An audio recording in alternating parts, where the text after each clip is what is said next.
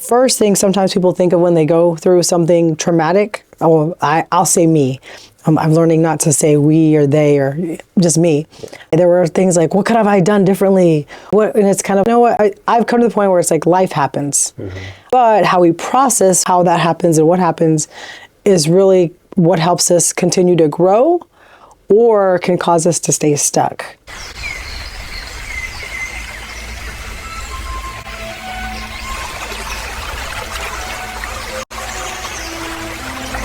We are going to break down myths.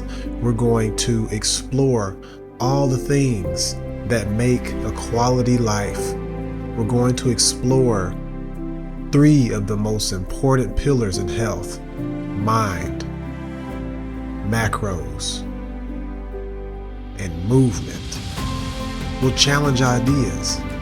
We'll do it calmly. We'll explore trends. We'll explore businesses, professionals, companies. But we'll stay grounded in the science, because health is not about panic. It's about alignment. You don't need to be perfect. You need to be consistent. You don't need to chase these hacks. You need fewer interruptions. Quality life. This series is going to be about building the systems that support that biology that you already have embedded in your body. Better health, better life. Welcome to the series.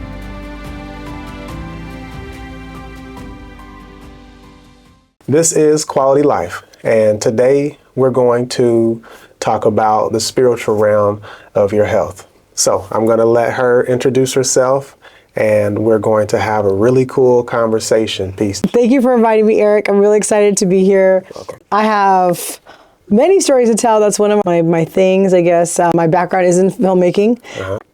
I tell stories. I think they're transformational. I think they have the power to change lives. Skip forward to what this is about, health. I had a major medical crisis. It was totally unexpected.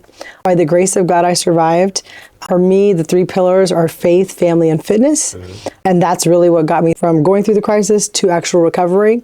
When I was in the hospital, they were trying to, after they got me well, to a point of doing well, someone asked what was going on. They're like, well, it could have been that she had something, but her immune system was so strong that she didn't realize she had it. And so essentially, I realized that fitness is important, eating well is important, having a community is important. When it comes to family, to me, family isn't just immediate family, which I am thankful for, I do have, but I also have community. And to me, that's family as well. And circling back to spirituality, my faith is really what allows me to persist. It keeps me encouraged, gives me strength.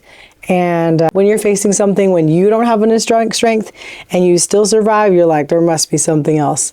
And I know God's strength really sustained me. Perfect. And I really appreciate you for that, 100%. It's pivotal that we share the gospel and we encourage people. I want to bring it back into the quality of life. I want to show people just how beneficial and easy it is. So talk me through what that looks like, because a lot of people think that it is just this out of this world difficult thing. Tell me through the steps on what that looks like. Yes. So practically, especially with recovery, my process of getting from a place of the doctors, when I was leaving the hospital, I was like, when am I going to get well? And they were like, we can't tell you. And I'm like, what do you mean you can't tell me? Because I had not realized what I had been through, but I was just like, why can't you tell me? I think obviously out of caution what I had sustained, but one thing that really is so simple, which is walking. We don't realize the power of walking, and especially with longevity, even as people are aging and they're like, oh, I can't do the same things I used to do. Well, you can always walk. And thankfully, for the most part, people can walk anywhere. You can go to a park, you can go to a school, you can go by the lake. We have a lake where I live, the city where I live, not next to my house. But there's different places where you can go out. I honestly think that it's not just walking by yourself, which is good. Sometimes it's good to walk in a community. And that's the question I had for you. Who are you walking with? If you were walking by yourself, who are you walking with? Yes. So, well, I'm walking with Brad. Seriously, I want to get it. It's so impactful when you talk about taking walk. When you're walking by yourself, What are you doing to help yourself wellness-wise? Yes.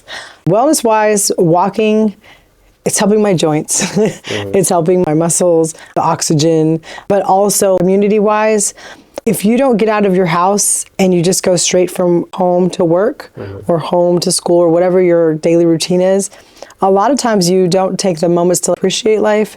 And for me, walking allows me to see what else is going on and to also be conscious that what's going on in my head is not the only thing that exists.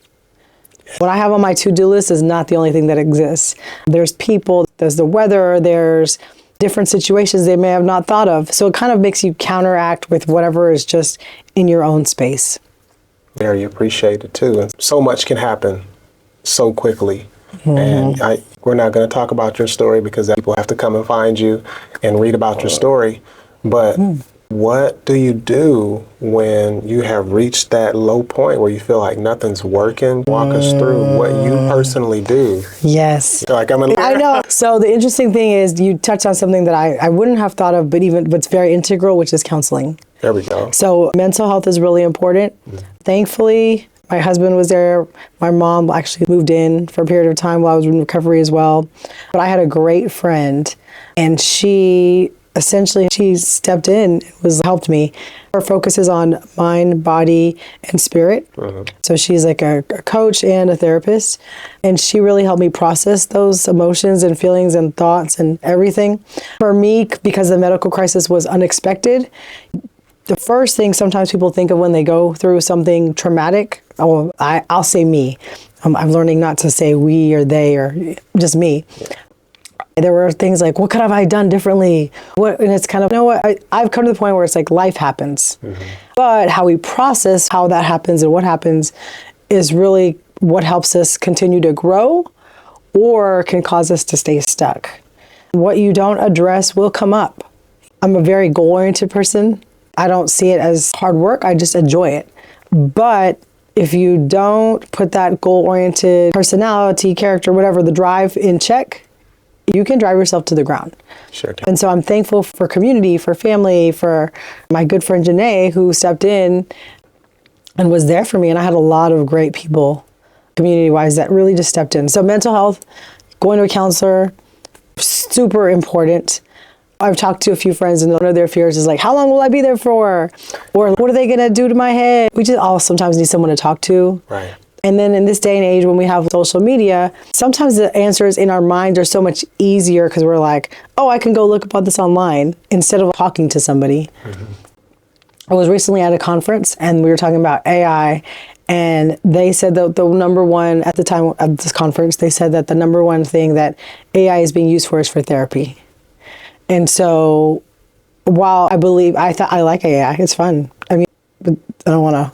It's a great thought partner, and it's good to brainstorm and frameworks. Not to just do my work, no. Yeah. But it can't replace humans. It can't replace the human experience, the empathy. Yeah, because literally you have to train it, because AI will tell you everything you want to hear. You have to tell it, be a critic, push me, give me feedback, stuff like that. Exactly. It's going to tell you everything that you want to hear, and that right there. Yes. You need someone that has been through it. You need someone that is going to challenge you, someone that's going to get you thinking. Right? So we came into this conversation, I had a goal of just talking about the spirituality. So you're talking about the spirituality. You've spoken about community, which I'm super big on that, because it takes a community, and we really have the same goal, and that's to survive and to enjoy while doing it. You also hit on the wellness and the health and fitness part too. Yes. So that's all pivotal stuff, and I just really appreciated it. I had to, this weekend has been super busy for us, and I had to sit down and talk with you and have a conversation with you, because stuff that we're going through, and I feel like if we don't sit down and talk about it, we don't sit down and share what it is that got us through to the next point, it will be forgotten, just like you were talking about earlier. Yes. Before we close, because I feel like we're coming to close, but I want to share, because we're talking about spirituality, faith practices that I use, enact, walk in, gratitude. I'm thankful. I am extremely thankful. There's a Bible verse. It says, I am fearfully and wonderfully made. And the truth is, we all are, I don't know if we all understand the depths of what that means. When I got out the hospital, I could walk, barely talk. I was very raspy, very whisper, and also just breathing, which is interesting because there might be someone who's watching this and it's like their breathing's been challenged, right? Many people, before I went into the hospital, took breathing it's normal, right? We all breathe. But I never knew the weight of the work that it took for us to breathe. And it just opened my eyes to operations, the systems, what is inside of us that actually have to come together to make our bodies work. I remember it was maybe a month out of the hospital. I was walking and on my own, I think it may have been longer than a month, but I went to an event. I shouldn't have probably been there, and I went to walk up a stairs and I literally could not walk up a step. I was like, it's mind blowing because when you can, or you have in the past, and then to have this experience of I'm walking, and then I'm like, oh my gosh, why can't I do this? And it was like, your body's just not physically able to do it. And it showed me again, wow, we took for granted what was normal. So my base level became super low to where I was like, oh, now I appreciate all the stuff that I used to be able to do. So praise God, I'm thankful. I pray and I believe God. I'm talking to God. So I'm listening. I think some people, we talk about praying and we just shoot these random words into the air. No, I'm actually waiting for God to be like, hey, this is the direction, this is where to go, and encourage me, and even trusting him when I don't hear. Just like, so worship, gratitude, prayer, and then also, community is integral. So there we go. And look, there's so much, and I want to be quick for time's sake. There's so much, but giving thanks is so huge. I go to sleep, I'm giving thanks. I wake up, I'm giving thanks, and I'm thanking the Lord, but I'm thanking my body because I've been grateful and blessed not to go through anything drastic. Or I feel in my mind I haven't went through anything super drastic, but I'm always I'm thanking my body, I'm thanking my mind, I'm thanking my cells. Like, thank you, arm, thank you, mind, thank you, heart. A lot of people don't understand the power of gratitude because your body listens. Do you know about that? Just real quick. No, I believe it. I know even they say plants. It's true. It's like you speak to it and there's a response. And so I believe that we respond to our words. And it's interesting because if you go back to Genesis, the beginning, if anyone reads the Bible, I don't know everyone, so I want to be respectful. Appreciate it. But Genesis, God spoke the world into existence. And so we have that same power to do that too. And that there's a verse that says, I have written every one of your days in your life. And it's kind of, when you think about it, I don't want to go too deep, but with like DNA, it's code, it's written. So I'll just let someone dig deep into that one. Life has a lot of twists and turns. If someone is looking to really turn their life around and really start to enjoy it, what are those 5 things, one more time, that they could do to get started immediately? That's a big question. Change your life, change your outlook. Yes, okay. So the things that we talked about, faith, family, fitness, and under faith was gratitude. So gratitude, worship, prayer, and community. So circling back to the community. And it all plays a part in your wellness and your well-being. And so that's why I was so thankful to have you on. And people can take this how they want, but you and I know what we believe. And I want that's the hardest part, is targeted in on certain people. I just want to help so many people because I was just so grateful and blessed to receive everything that was coming to me. So I'm like, everybody, I need to tell you how great this life is. I need to tell you how great this world is that I'm living. Well, thank you for what you're doing. Keep it up. And thank you. Oh, before I forget, how can people find you? Yes, so people can find me, drbiancaneal.com. That's DRBIANCA, Neal.com. And I did release a book about my story, which is longer. We need that. And it's called A Fire on Side, and you can get it on Amazon. Perfect. I love it. This was Quality Life. We thank you for watching, and we encourage you to make little changes or little pushes forward so you can have a big impact. Thank you. See you later.